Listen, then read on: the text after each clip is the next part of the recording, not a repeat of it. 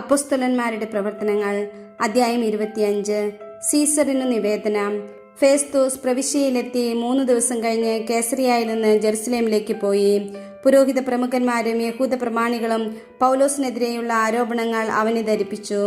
തങ്ങൾക്ക് ഒരു ആനുകൂല്യമെന്ന നിലയിൽ അവനെ ജെറുസലേമിലേക്ക് അയക്കാൻ അവർ അവനോട് അപേക്ഷിച്ചു. മാർഗമധ്യേ ഒളിഞ്ഞിരുന്ന് അവനെ കൊല്ലണമെന്ന് അവർ ഗൂഢാലോചന നടത്തിയിരുന്നു. പൗലോസിനെ കേസറിയായിൽ സൂക്ഷിച്ചിട്ടുണ്ടെന്നും താൻ ഉടൻ തന്നെ അവിടെ പോകാൻ ഉദ്ദേശിക്കുന്നുണ്ടെന്നും ഫേസ്തൂസ് മറുപടി നൽകി. അവൻ പറഞ്ഞു, അതുകൊണ്ട് നിങ്ങളിൽ പ്രമാണികളായവർ എൻ്റെ കൂടെ വന്ന് അവൻ്റെ പേരിൽ എന്തെങ്കിലും കുറ്റമുണ്ടെങ്കിൽ പരാതി സമർപ്പിക്കട്ടെ. 8-10 ദിവസത്തോളം അവരുടെ ഇടയിൽ താമസിച്ചതിനു ശേഷം അവൻ കേസറിയായിലേക്ക് മടങ്ങിപ്പോയി. അടുത്ത ദിവസം അവൻ ന്യായാസനത്തിലിരുന്ന് പൗലോസിനെ കൊണ്ടുവരാൻ കൽപ്പിച്ചു. അവൻ വന്നപ്പോൾ ജെറുസലേമിൽ നിന്ന് എത്തിയിരുന്ന യഹൂദന്മാർ അവൻ്റെ ചുറ്റും നിന്ന് ഗുരുതരമായ പല കുറ്റങ്ങളും ആരോപിച്ചു. എന്നാൽ തെളിയിക്കാൻ അവർക്ക് കഴിഞ്ഞില്ല. പൗലോസ് തൻ്റെ പ്രതിവാദത്തിൽ ഇപ്രകാരം പ്രസ്താവിച്ചു: യഹൂദരുടെ നിയമങ്ങൾക്കോ ദേവാലയത്തിനോ സീസറിനോ വിരുദ്ധമായി ഞാൻ ഒരു തെറ്റും ചെയ്തിട്ടില്ല.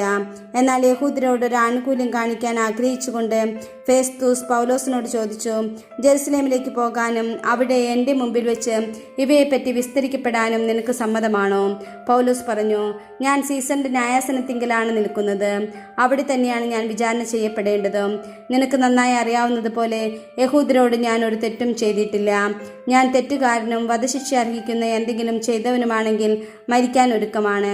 എന്നാൽ അവർ എൻ്റെ മേൽ ചുമത്തുന്ന കുറ്റങ്ങളിൽ കഴമ്പില്ലെങ്കിൽ എന്നെ അവർക്ക് വിട്ടുകൊടുക്കാൻ ആർക്കും കഴിയുകയില്ല. ഞാൻ സീസറിൻ്റെ അടുത്ത് ഉപരിവിചാരണ ആവശ്യപ്പെടുന്നു.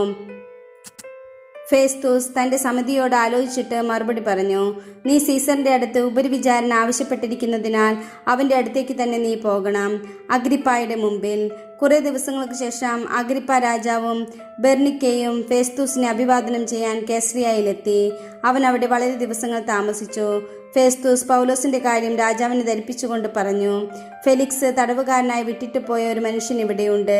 ഞാൻ ജെറുസലേമിലായിരുന്നപ്പോൾ പുരോഹിത പ്രമുഖന്മാരും യഹൂദ പ്രമാണികളും അവനെതിരായി വിധി പ്രസ്താവിക്കാൻ അപേക്ഷിച്ചുകൊണ്ട് അവനെക്കുറിച്ചുള്ള വിവരങ്ങൾ എന്നെ ധരിപ്പിച്ചു. വാദിയെ മുഖാഭിമുഖം കണ്ട് തൻ്റെ മേൽ ആരോപിതമായ കുറ്റങ്ങളെക്കുറിച്ച് സമാധാനം ബോധിപ്പിക്കാൻ പ്രതിക്ക് അവസരം നൽകാതെ അവനെ ഏൽപ്പിച്ചു കൊടുക്കുക റോമാക്കാരുടെ പതിവല്ല എന്ന് ഞാൻ മറുപടി പറഞ്ഞു. അവർ ഇവിടെ ഒരുമിച്ച് കൂടിയപ്പോൾ ഒട്ടും താമസം വരുത്താതെ അടുത്ത ദിവസം തന്നെ ഞാൻ ന്യായാസനത്തിലിരുന്ന് ആ മനുഷ്യനെ കൊണ്ടുവരാൻ കൽപ്പിച്ചു. വാദികൾ കുറ്റാരോപണം ആരംഭിച്ചപ്പോൾ സങ്കല്പിച്ച തരത്തിലുള്ള ഒരു തിന്മയും അവൻ്റെ മേൽ ചുമത്തി കണ്ടില്ല. എന്നാൽ തങ്ങളുടെ തന്നെ ചില അന്ധവിശ്വാസങ്ങളെക്കുറിച്ചും മരിച്ചുപോയെങ്കിലും ജീവിച്ചിരിക്കുന്നുവെന്ന് പൗലോസ് സമർത്ഥിക്കുന്ന ഒരു യേശുവിനെക്കുറിച്ചും മാത്രമേ അവർക്ക് അവനുമായി അഭിപ്രായ ഭിന്നത ഉണ്ടായിരുന്നുള്ളൂ. എന്ത് തീരുമാനമെടുക്കണമെന്ന് നിശ്ചയമില്ലാതെ വന്നപ്പോൾ ജെറുസലേമിലേക്ക് പോകാനും അവിടെ വെച്ച് ഇവയെപ്പറ്റി വിചാരണ ചെയ്യപ്പെടാനും സമ്മതമാണോ എന്ന് ഞാൻ അവനോട് ചോദിച്ചു. എന്നാൽ ചക്രവർത്തിയുടെ തീരുമാനമുണ്ടാകുന്നതുവരെ തനിക്ക് സംരക്ഷണം നൽകണമെന്ന് പൗലോസ് അപേക്ഷിച്ചതിനാൽ സീസറിൻ്റെ അടുത്തേക്ക് അയക്കുന്നതുവരെ അവനെ തടവിൽ വയ്ക്കാൻ ഞാൻ ആജ്ഞാപിച്ചു. അഗ്രിപ്പ ഫേസ്തൂസിനോട് പറഞ്ഞു, അവൻ്റെ വാദം നേരിൽ കേൾക്കാൻ എനിക്ക് താല്പര്യമുണ്ട്. അവൻ മറുപടി പറഞ്ഞു, എങ്കിൽ നാളെ നിനക്ക് കേൾക്കാം. അടുത്ത ദിവസം അഗ്രിപ്പായും ബെർണിക്കയും സഹസ്രാധിപന്മാരോടും നഗരത്തിലെ പ്രമാണികളോടുമൊപ്പം ആഡംബര സമന്വിതം സമ്മേളനശാലയിൽ വന്നു. ഫേസ്തൂസിന്റെ കൽപ്പനയനുസരിച്ച് പൗലോസിനെ കൊണ്ടുവന്നു. ഫേസ്തൂസ് പറഞ്ഞു, അഗ്രിപ്പ രാജാവേ, ഞങ്ങളോടൊപ്പം ഇവിടെ സന്നിഹിതരായിരിക്കുന്നവരെ, ഈ മനുഷ്യനെ നിങ്ങൾ കാണുന്നുവല്ലോ. ഇവനെതിരായിട്ടാണ് യഹൂദ ജനത മുഴുവൻ ജെറുസലേമിൽ വെച്ചും ഇവിടെ വെച്ചും ഇവന് ഇനി ജീവിക്കാൻ അർഹതയില്ല എന്ന് പറഞ്ഞ് ബഹളം കൂട്ടി എന്നോട് പരാതിപ്പെട്ടത്. എങ്കിലും വധശിക്ഷയ്ക്ക് അർഹമായ കുറ്റമൊന്നും ഇവൻ ചെയ്തിട്ടുള്ളതായി ഞാൻ കണ്ടില്ല.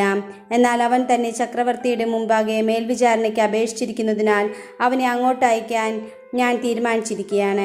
ഇവനെക്കുറിച്ച് സീസറിന് എന്താണ് എഴുതേണ്ടതെന്ന് എനിക്ക് നിശ്ചയമില്ല. അതുകൊണ്ട് തന്നെയാണ് ഞാൻ ഇവനെ നിങ്ങളുടെ മുമ്പിൽ, വിശിഷ്യ അഗ്രിപ്പ രാജാവെ, നിന്റെ മുമ്പിൽ കൊണ്ടുവന്നിരിക്കുന്നത്.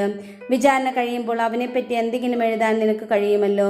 തടവുകാരനെ അയക്കുമ്പോൾ അവനെതിരായുള്ള ആരോപണങ്ങൾ വ്യക്തമാക്കാതിരിക്കുന്നത് ശരിയല്ലെന്ന് എനിക്ക് തോന്നുന്നു.